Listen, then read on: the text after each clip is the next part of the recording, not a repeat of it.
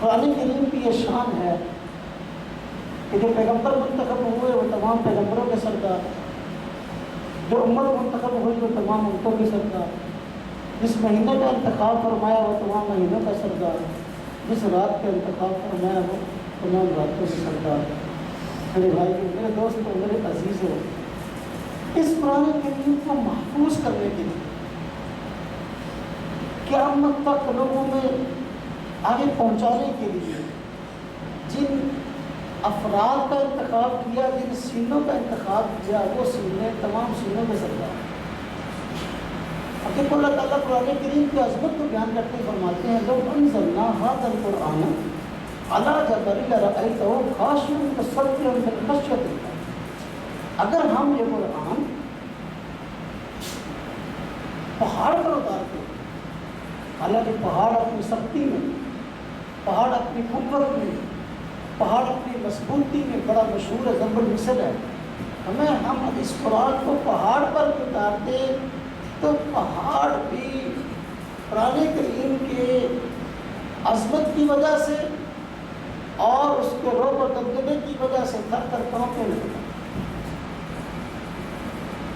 پہاڑ بھی اس قابل نہیں کہ اس پہ قرآن کریم اترے، لیکن اللہ تبارک و تعالیٰ نے امت محمدیہ میں ایسے چھوٹے چھوٹے افراد پیدا کر دیے ہیں کہ جو دیکھنے کو بڑے کمزور لگتے ہیں، لیکن اللہ تبارک و تعالیٰ نے ان کو سینے ایسے دے دیے کہ وہ سینے پہاڑ سے زیادہ مضبوط ہے، اس لیے قرآن کریم کو برداشت کر دیتے ہیں، محفوظ کر دیتے ہیں۔ میرے بھائی ہو، میرے دوست ہو، میرے عزیز ہو، قرآن کریم کی حفظ کی توفیق کا مل جانا ایک بہت بڑی نعمت ہے۔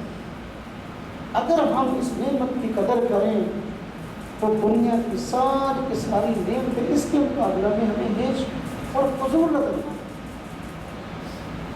اب دیکھیں، یہ قرآن کریم کا محفوظ ہونا یہ اتنی بڑی نعمت ہے کہ مسلمانوں کو بجائے اس کے لکھے ہونے کے، اس کے سینے کے محفوظ ہونے پر زیادہ اعتماد رہا ہے۔ اب اپنے ماضی کو دیکھیں، اسلام کی تاریخ پہ غور کریں تو ماضی میں لکھنے کو زیادہ رواج نہیں تھا، نہ لکھنے پر زیادہ کوئی اتنا اعتماد ہوتا تھا، بلکہ لکھنے کی بجائے بات کو زبانی یاد کرنا کمال سمجھ جاتا تھا۔ حالانکہ صحابہ کرام نے قرآن کریم کو اپنے سینوں میں محفوظ کیا تھا، اور یہ قرآن کریم جو آج لکھا ہوا ہمارے سامنے، اس کا سبب کیا ہے؟ اس کا سبب امت مسلمہ کے افضل ترین افراد میں صحابہ کرام، جو قرآن کریم کے حافظ اور قاری تھے، ایک بہت بڑی تعداد کے اندر شہید کر دیے گئے۔ پھر قرآن کریم کو لکھنے کا باضابطہ تحریری شکل میں مکمل ایک مصحف کی صورت میں لکھنے کا معاملہ سامنے آیا۔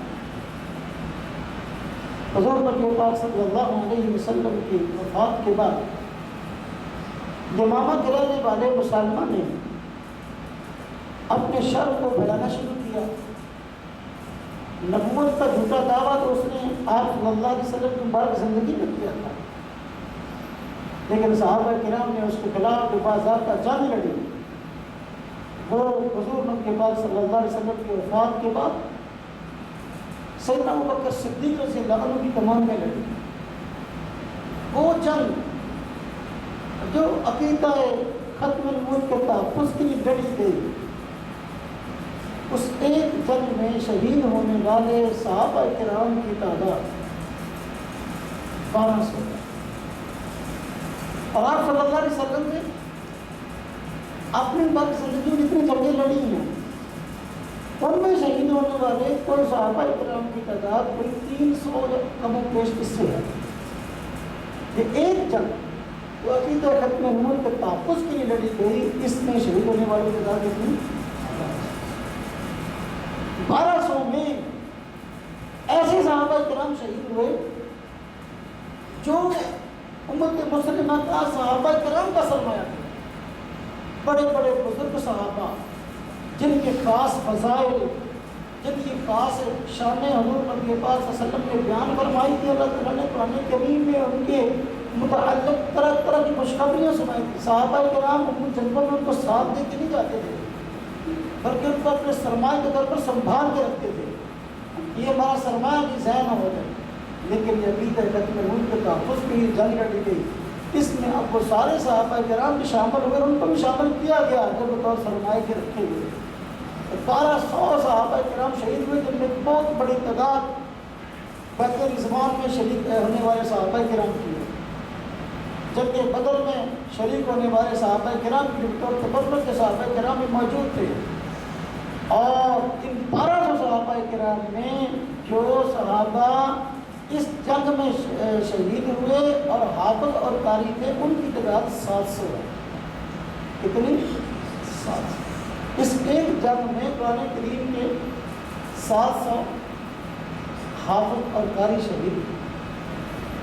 آج جو قرآن کریم میں لکھا ہوا ہمارے سامنے ہے نا، یہ ایک تو عقیدہ ختم نبوت کی برکت سے ہے۔ وہ جنگ عقیدہ کا خدا ختم نبوت کے لیے لڑی گئی، اور اس میں اس قدر حفاظ قرہ کی شہادتیں ہوئیں کہ بعد میں سیدنا ابوبکر صدیق رضی اللہ عنہ کے دور میں قرآن کریم کو لکھنے کا معاملہ سامنے آیا کہ بھائی اس قدر دیکھو بڑی تعداد میں حافظ قرآن شہید ہو گئے۔ اگر اسی طرح صحابہ کرام قرہ حفاظ شہید ہوتے رہے یا مسلمان شہید ہوتے رہے تو قرآن پاک کے حافظ ہیں، اگلی نسلوں تک ہم قرآن کریم کو کیسے پہنچائیں؟ لہٰذا اس کو تحریر شکل میں لکھا جانا چاہیے۔ تو اس وجہ سے صحابہ کرام کا مشورہ ہوا اور قرآن کریم کو تحریر شکل میں لکھا گیا۔ تو گویا کہ یہ ان حفاظ اور ان قرہ کی قربانیوں کا صلہ ہے جو آج قرآن پاک ہمارے سامنے ہے، جو یمامہ کے میدان میں شہید ہوئے۔ آج حضور نبی پاک صلی اللہ علیہ وسلم ارشاد فرمایا، قرآن کریم کی تلاوت کرتے ہو اس کے ہر حرف کے بڑے اثریں کیا ہیں؟ تو ارشاد دیتے ہوئے فرمایا کہ سورہ تلاوت کرتے ہو پڑھتے ہو الف لام میم، تو الف لام میم کی وجہ سے 30 نیکیاں ملیں گی، الف کی 10، لام کی 10 اور میم کی 10۔ آج جتنے حفاظ کرام ہیں پوری دنیا کے اندر قرآن کریم کی تلاوت کر رہے ہیں، ان کی ایک دن کی نیکی اس میں بتا کرتا ہوں 1,00,000% تجاوز ہے۔ فجر سے لے کر عشاء تک، عشاء کے بعد کچھ گھنٹہ پڑھتے ہیں، ایک دن کی نیکیاں لاکھوں سے بڑی ہوئی ہیں۔ میرے بھائی ہو، میرے دوست ہو، میرے عزیز ہو، یہ لاکھوں نیکیاں جس طرح قیامت تک آنے والے مسلمانوں کو جو فائدہ ملتی رہیں گی، یمامہ کے میدان میں جن صحابہ کرام کی جانیں دی ہیں، یہ نیکیاں ان کے کھاتے میں مل جاتی رہے گی، اس لیے کہ ہم اس قرآن پاک کو ہاتھ میں لے کر یاد کرتے ہیں کہ ان کی قربانیوں کا صلہ۔ اگر ان حفاظ نے قربانیاں دی ہیں، انہوں نے اسلام کے اوپر کچھ خرچ کیا ہے، ان کو ثواب قیامت تک کے لیے مل رہا ہے۔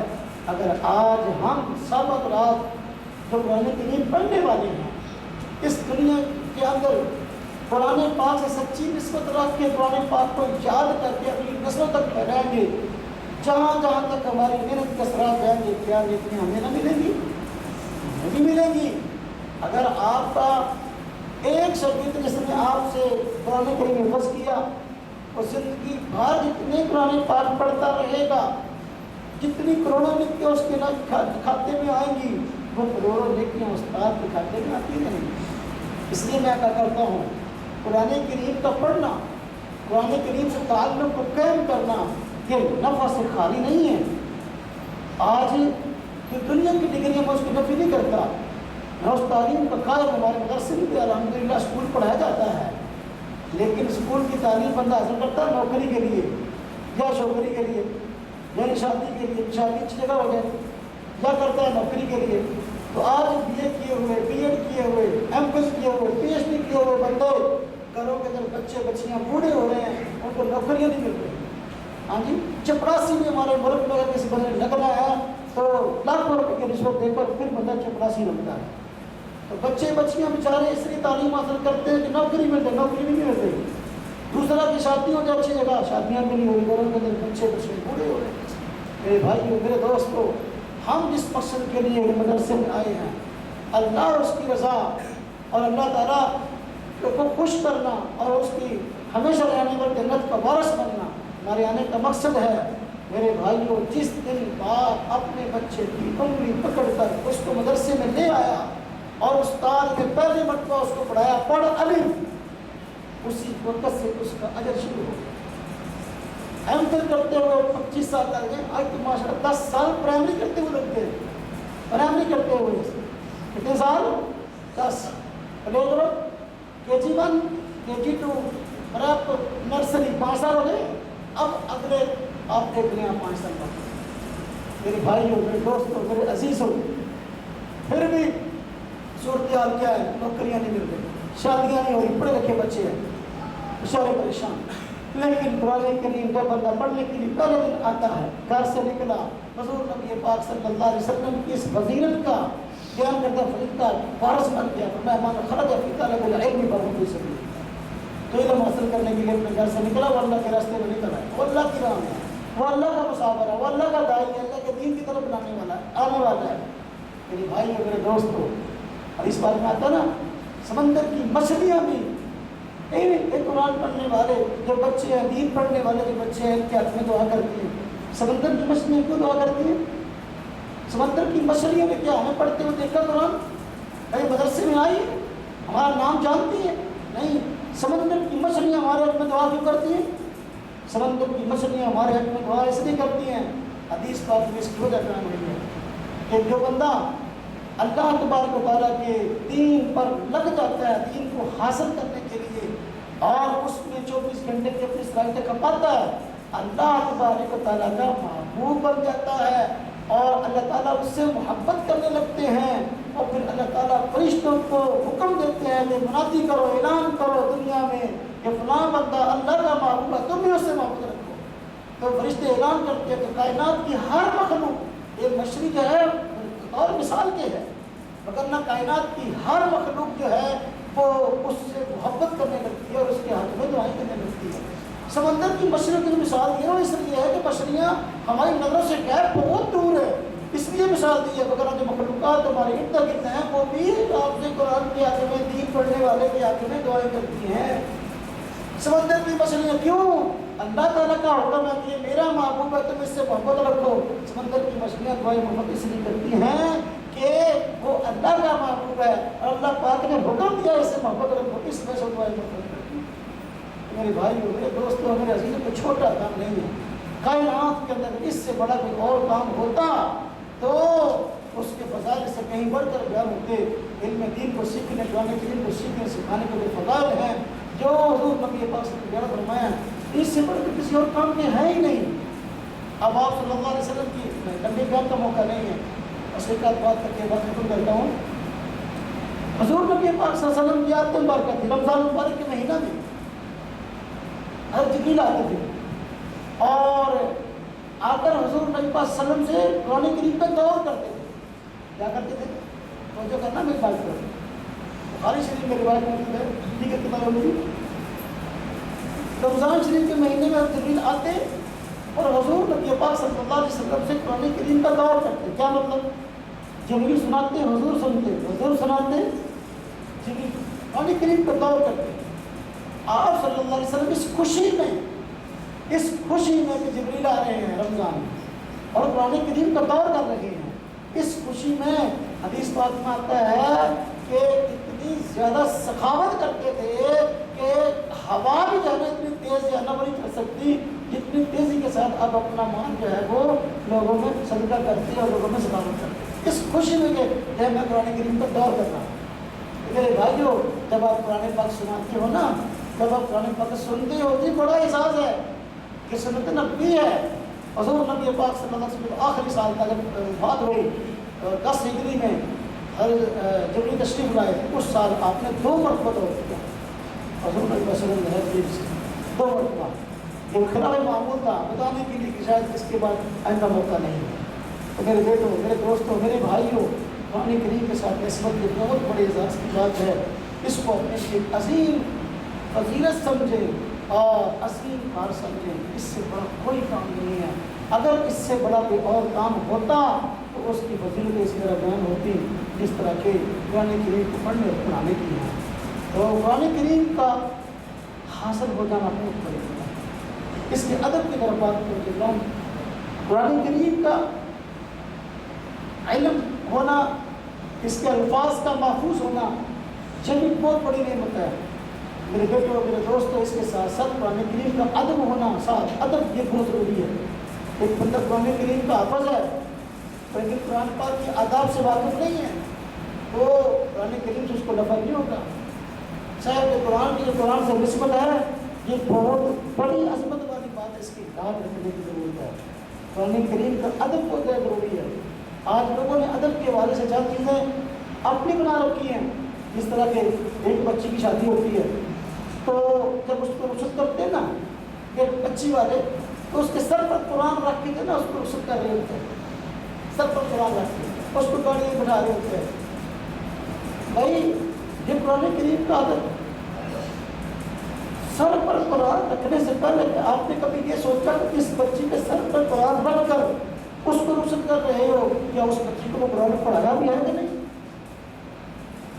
ایک بندہ قرآن کریم کا ادب بڑا کرتا ہے، چومتا بھی ہے، سینے سے بھی لگاتا ہے، بلا شبہ یہ عمل مستحسن اور باعث ثواب ہے، اس میں کوئی دوسری رائے نہیں ہے۔ لیکن کیا یہی ادب رہ گیا کہ بس بچی کو رخصت کرنا ہے، شادی میں سارے کام خلاف سنت کر لو، سارے کام غلط کر لو، ہر طرح کا رخصت کرنے لگے آپ قرآن کریم کے سائے میں رخصت کر رہے ہیں؟ قرآن کریم اس بچی نے کھول کے بھی دیکھا ہے، قرآن کریم اس بچی نے پڑھا بھی ہے، اس کو گھر والوں نے پڑھایا بھی ہے، اس کی فکر کون کرتا ہے؟ آج ہمارے یہاں قرآن کریم کے ادب کے لحاظ سے ایک رواج چل پڑا، کیا قرآن کریم کو اونچی جگہ رکھو۔ اونچی جگہ رکھنے کا معاملہ ایسا ہے کہ اتنی اونچی جگہ پڑا ہوتا ہے سال تک وہاں ہاتھ نہیں پہنچ پاتا، سال گزر جاتا ہے، قرآن کریم کو ہاتھ لگانے کی نوبت نہیں آتی ہے۔ اونچے رکھنے کا حکم تو ہے لیکن ایسا حکم نہیں کہ قرآن کریم سے بالکل نسبت ختم کر لو، تعلق ختم کر لو۔ گھر میں قرآن کریم گلاف میں لپٹا ہوا، ریل کے اندر الماری جہاں پڑا ہے وہاں اتنی گرد، وہاں اتنی مٹی پڑی ہے، دیمک لگی ہوئی ہے قرآن پاک کو، گلاف کو، ہاں جی، تو اس کی پرواہ نہیں۔ اس ادب کا قرآن کریم نے حکم نہیں دیا، نہ شریعت کے ایسا ادب مکتوب ہے کہ سال بندے کا ہاتھ نہ پہنچے اتنا اسے قرآن کو رکھ دو۔ یہ تو بالکل پھر ایسا ہی ہے، اونچا رکھنے کی مثال بادشاہ کی تھانوی رحمۃ اللہ علیہ نے آپ نے نماز میں لکھی ہے کہ تھانوی رحمۃ اللہ علیہ نے فرمایا کہ ایک بادشاہ فوت ہونے لگا تو بڑا اس کی نیک نامی تھی، اچھا آدمی تھا، لوگ بڑے اچھے الفاظ سے یاد کرتے تھے۔ تو جب فوت ہونے لگا تو اب اس کا ایک بیٹا تھا، تو تھا ذرا بیوقوف صاحب، اس کو کچھ بات نصیحت کی کہ بیٹا دیکھو میں نے یہ بادشاہت بڑے ہی تک کے ساتھ حاصل کی ہے اور لوگ میری بڑی عزت کرتے ہیں، اب اگر مجھ سے اچھا بن کے دکھاؤ گے لوگوں کو تو معاشرے میں تمہاری قدر ہوگی، اگر اچھا بن کے نہیں دکھاؤ گے قدر نہیں ہوگی۔ لہٰذا جو لوگ تیرے پاس آئیں ان کو عزت دینا، توجہ کرنا، جو لوگ تمہارے پاس آئیں ان کو عزت دینا، جس طرح میں نے عزت دی جو اس سے ہٹ کر جو ہے نا وہ ان کو عزت دینا، اس طرح میں نے عزت آج تک نہیں دی اس سے بھی ہٹ کر عزت دینا۔ ہاں جی، وہ آئے ان کو ایسے کھانے پیش کرنا جو میں نے پیش نہیں کیا آج تک، ان کے سامنے ایسے لباس میں جو ہے نا وہ ظاہر ہونا کہ آج تک اس لباس میں پہلے ظاہر نہ ہوا ہو یا میں ظاہر نہ ہوا ہوں۔ یعنی اب بات پہ کہنے کا مقصد تو یہ تھا کہ بھائی اچھے لباس میں آنا، اچھی غذا کھلانا، ادب و احترام سے اونچی جگہ بٹھانا، باپ کا مقصد تو یہ تھا کہ ان کے احترام سے۔ اب اس نے کیا کیا، باپ فوت ہو گیا، بادشاہ بن گیا، جب بادشاہ بنا اب مہمان آئے تو اس نے فوراً اپنے خریدوں کو حکم دیا جو ملنے والے آئے، اس نے کہا یہ میرے مہمان ہیں ان کو عزت دی جائے، اور جنہیں طرف لگ گیا سارا ٹانگ دے رہے درختوں کے اوپر ان کو بٹھا دی، سب کچھ ہے، اب نیچے اترنے کی ان کی اجازت نہیں، کیوں یہ عزت نہیں ہے، اوپر رکھا ہوا ہے۔ اچھا اب اترنے چیختے رہے چلاتے رہے یار ہمیں نیچے اتارو یار، کہاں کے پھنس گئے، اب ان کو نیچے اتارا گیا۔ اچھا کہا جی آپ کے دسترخوان لگے کھانا کھائیں، کھانا کھانے کے تو جو کھانا تھا اس میں بدبو آ رہی ہے۔ باپ نے کہا تھا نا ایسا کھانا کھلانا جو کبھی نہ کھلایا ہو، اور وہ بڑے حیران کراہٹ آ رہی تھی، بدبو سی محسوس ہوتی، کھانے سے پوچھا کہ کیا ہے، کہا ہمارے یہاں جو بادشاہی دربار میں پلے ہوئے کتے دیوار ذبح کر کے ہم نے پکائے، یہ ادب کیا جا رہا ہے۔ اور جب دسترخوان لگ گیا، ہاں جی وہ لوگ جب بیٹھے ہوئے تھے، اب بادشاہ سلامت باہر آ رہے ہیں، کہا تھا نا ایسے لباس میں آنا کسی پر ظاہر نہ ہوا ہو، اور جو قالین اعلیٰ درجے کے دربار میں نیچے بچھے ہوئے تھے کپڑے اتار کر ان کمیلوں کو پہن کر جو ہے ان کے سامنے آتے ہیں۔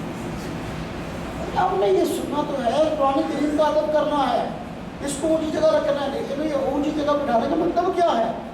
آج قرآن کریم اونچی جگہ پڑا ہوا ہے کہ ہم سمجھتے کہ 2 سال گزر جائیں ہاتھ لگانے کو، جب قرآن پاک کے ساتھ ایسا حاصل ہوگا تو پھر اللہ تبارک تعالیٰ ہمارے گھروں کے اندر فساد، ہمارے محلوں کے اندر فساد، ہمارے خاندانوں کے اندر فساد بھی انشاءاللہ ضرور اس کا معاملہ ہوگا۔